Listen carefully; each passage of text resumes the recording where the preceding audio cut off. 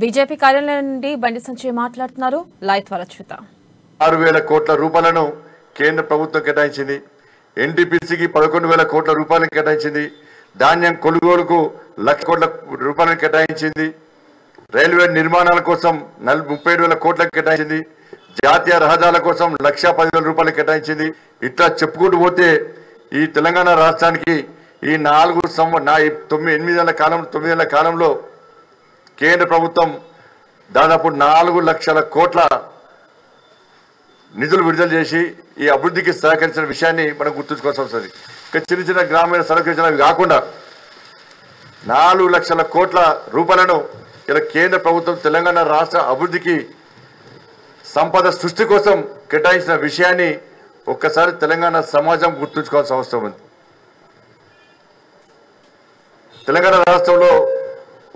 తెలంగాణ రాష్ట్రానికి నరేంద్ర మోడీ ప్రభుత్వం ఈ విధంగా నిధులు కేటాయించడంతో పాటు దేశంలో కూడా నరేంద్ర మోడీ ప్రభుత్వం ఏర్పడ్డ తర్వాత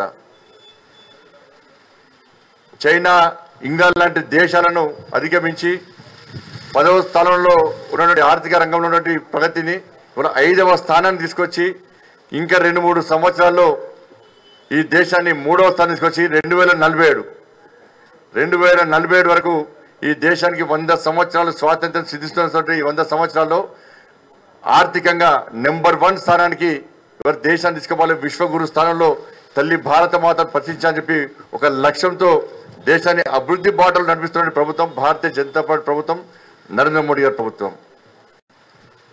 ఇవాళ దేశం ఒకవైపు అభివృద్ధి బాటలు పోతుండే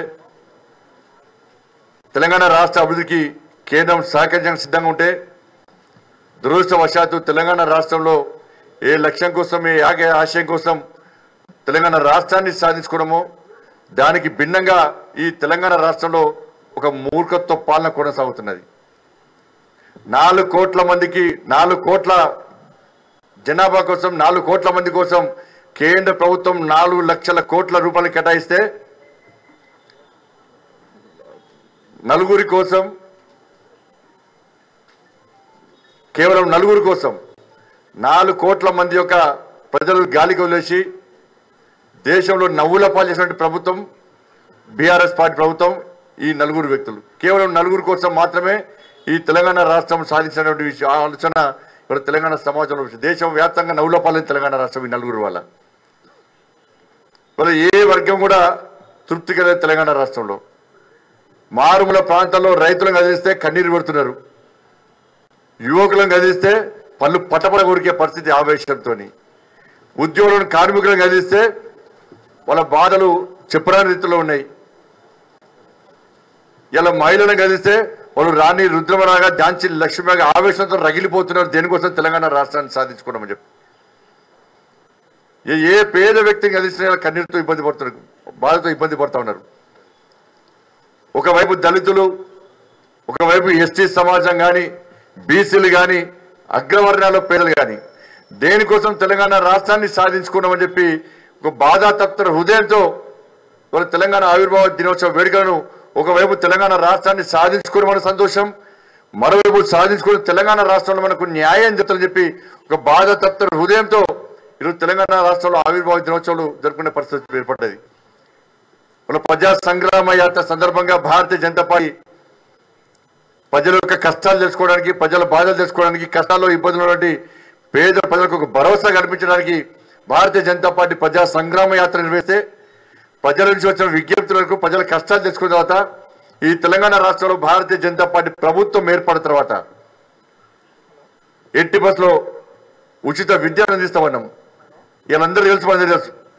పాఠశాలలుంటే దాని వసతులు లేవు, పాఠశాల వసతులుంటే ఉపాధ్యాయులు లేరు, ఉపాధ్యాయులు పాఠశాల ఉంటే దానికి కనీసం చాక్ పీసులు ఉండడానికి కూడా పైసలు లేవు, స్కావెంజర్స్ లేరు. చదువుకున్నామని చెప్పి ఆశతో ఉన్నటువంటి ఆ పేద విద్యార్థుల బతుకులు బర్బాద్ అవుతున్నాయి. ప్రైవేటు విద్యా సంస్థలు చదువుకుందామంటే ఫీజులు చెల్లించలేని పరిస్థితి, చిన్న చిన్న విద్యా సంస్థలు చదువుకుందామంటే ఫీజు రియంబర్స్మెంట్ ఇవ్వకుండా ఆ విద్యా సంస్థల యాజమాన్యాన్ని ఇబ్బంది పడుతున్న పరిస్థితి చూసిన తర్వాత భారతీయ జనతా పార్టీ ప్రభుత్వం ఏర్పడ్డ వెంటనే ఫీజు రియంబర్స్మెంట్ విద్యా సంస్థలకు చెల్లించాల్సినటువంటి ఫీజు రియంబర్స్మెంట్ వెంటనే చెల్లిస్తాం. ప్రభుత్వం ఏర్పడిన తర్వాత సంవత్సరం వారీగా ముందే ఫీజు రియంబర్స్మెంట్ చేసే బాధ్యతను భారతీయ జనతా పార్టీ తీసుకుంటుంది. దాంతోపాటు అన్ని ప్రభుత్వ పాఠశాలను ఆధునీకరించి అన్ని వసతులతో ఇలా విద్యార్థులకు సరైన విద్య నాణ్యమైన విద్య అందించే విధంగా ఉండే విధంగా ఉపాధ్యాయ పోస్టులు 20,000 ఉపాధ్యాయుల పోస్టులను భర్తీ చేస్తాం. దాంతోపాటు ప్రైవేటు పాఠశాల పేద విద్యార్థులకు కూడా ఫ్రీగా విద్య అందించే బాధ్యతను భారతీయ జనతా పార్టీ తీసుకోవడం చెప్పి ఇలా ప్రజా సంగ్రామ యాత్ర సందర్భంగా విజ్ఞప్తి చేస్తున్నాం. మళ్ళీ ఆవిర్భావ దినోత్సవ సందర్భంగా తెలంగాణ ప్రజలకు విజ్ఞప్తి చేస్తూ హామీ ఇస్తున్నాం. మేము అదేవిధంగా ఉచిత వైద్యం అందిస్తామన్నాం.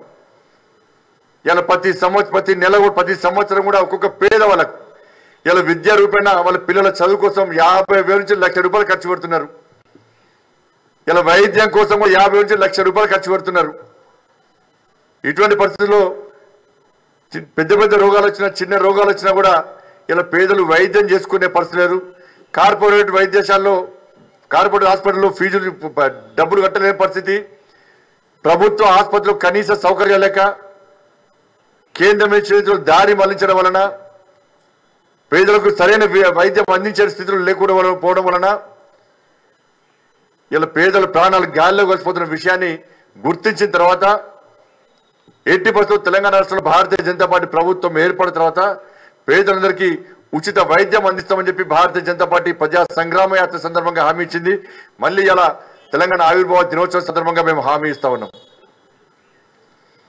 దాంతోపాటు నిలువ నీడ లేకుండా ఇప్పటికీ తెలంగాణ రాష్ట్రం ఏర్పడిన తర్వాత నిలువ నీడ లేకుండా అనేక మంది పేద ప్రజలు ఇంట్లో కిరాయి కట్టలేకుండా కుటుంబాన్ని పోషించుకోలేని స్థితిలో ఉన్నప్పుడు కేంద్ర ప్రభుత్వం నరేంద్ర మోడీ ప్రభుత్వం ప్రధానమంత్రి ఆవాస్ యోజన కింద ఇళ్లను కేటాయిస్తే కూడా ఈ రాష్ట్ర ప్రభుత్వం ఇయ్యకపోవడం వలన నిలువ నీడ లేకుండా ప్రజలు కనీస ఇబ్బంది పడుతున్న విషయాన్ని గుర్తించిన తర్వాత భారతీయ జనతా పార్టీ ప్రభుత్వం తెలంగాణ రాష్ట్రంలో ఏర్పడ్డ వెంటనే పేదలందరికీ ఇళ్లను నిర్మిస్తామని చెప్పి భారతీయ జనతా పార్టీ గతంలో హామీ ఇచ్చింది.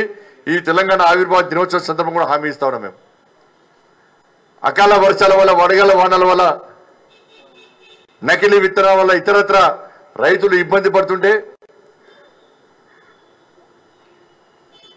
రైతులు నష్టపోతుంటే 9 సంవత్సరాల కాలంలో ఏ ఒక్కరు ఏ రైతు కుటుంబాన్ని ఆదుకున్న దాఖలలో బీఆర్ఎస్ పార్టీ ప్రభుత్వం.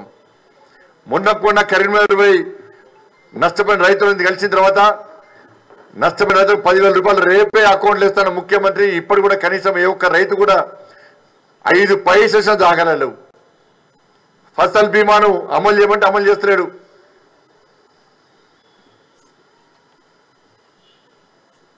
ఆయన ఏడు ఇంకోటి ఏనాడు రుణమాఫీ చేస్తాను మోసం చేసిండు.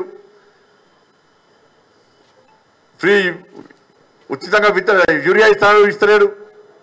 ఎక్కడ ఇవ్వకుండా మోసం చేస్తున్న తరుణంలో భారతీయ జనతా పార్టీ ప్రభుత్వం ఏర్పడిన వెంటనే ఫసల్ బీమాను ఈ తెలంగాణ రాష్ట్రంలో వెంటనే అమలు చేస్తామని చెప్పి భారతీయ జనతా పార్టీ గతంలో హామీ ఇచ్చినాం.